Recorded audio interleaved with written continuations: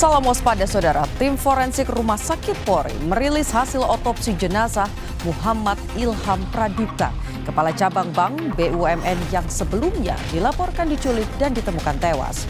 Terungkap korban tewas akibat pukulan benda tumpul. Informasi ini dan juga berita kriminal lainnya bisa Anda saksikan dalam program Borgol bersama saya, Niputu Trisnanda, hanya di Kompas TV, independen, terpercaya.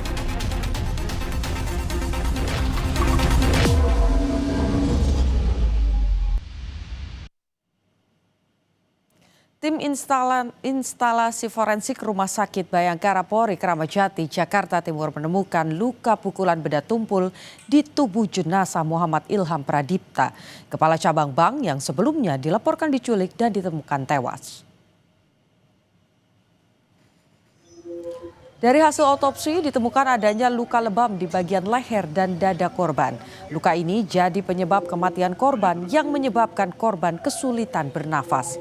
Selain melakukan otopsi, pemeriksaan DNA, tim forensik mengambil sampel untuk dilakukan pemeriksaan toksikologi forensik pada tubuh korban.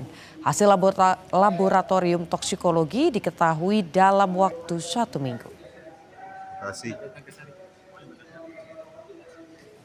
Ditemukan tanda-tanda kekerasan pada bagian luar dan dalam tubuh korban.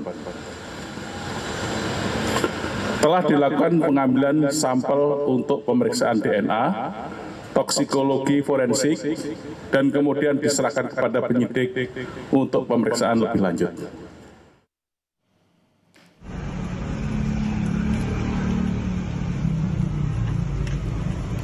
Sebelumnya, polisi menangkap 4 penculik dan pembunuh Kepala Cabang Bank BUMN di Jakarta.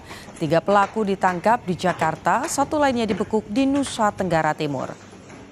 Keempat pelaku ditangkap tim Resmo Polda Metro Jaya. 3 pelaku ditangkap di kawasan Johar Baru, Jakarta Pusat.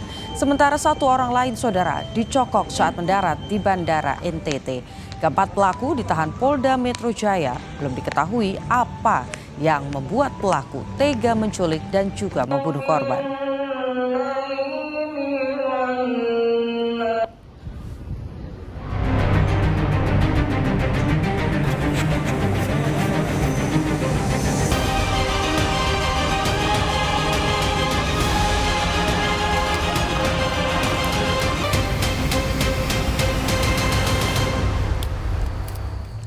Jenazah pria yang ditemukan di belakang saya ternyata bukan orang biasa.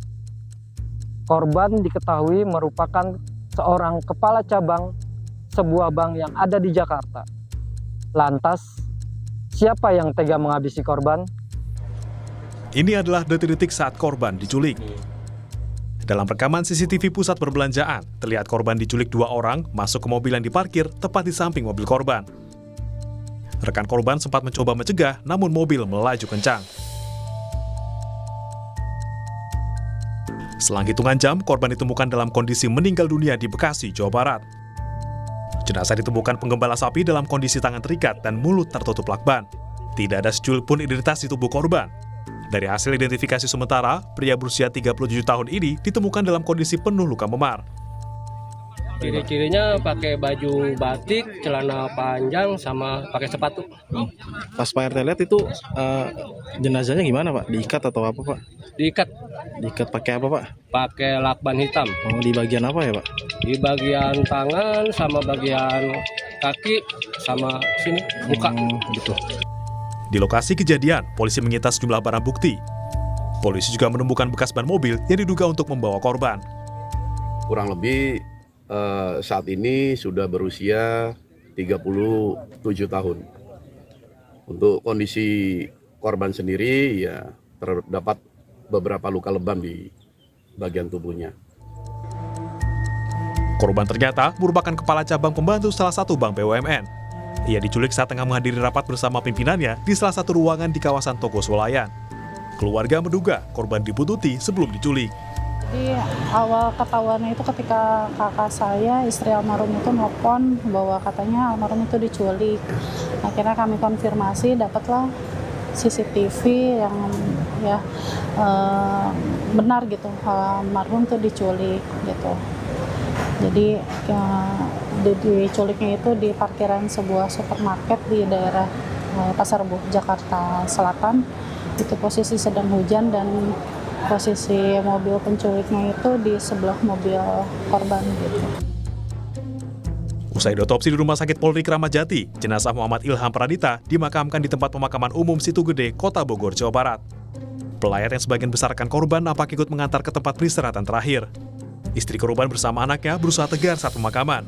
Kepada wartawan, sang istri meminta polisi mengungkap kasus ini hingga tuntas. Suami saya itu orangnya baik, sangat baik, banyak kesaksiannya.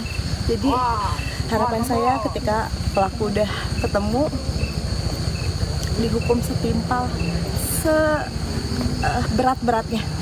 Karena suami saya orang baik, tapi diperlakukan dengan cara tidak baik sampai kehilangan nyawanya. Lokasi penemuan jenazah di belakang saya jadi saksi bisu kekejaman pelaku yang diduga lebih dari 1 orang. Rekaman CCTV jadi salah satu kunci kepolisian mengungkap kasus ini dengan cepat.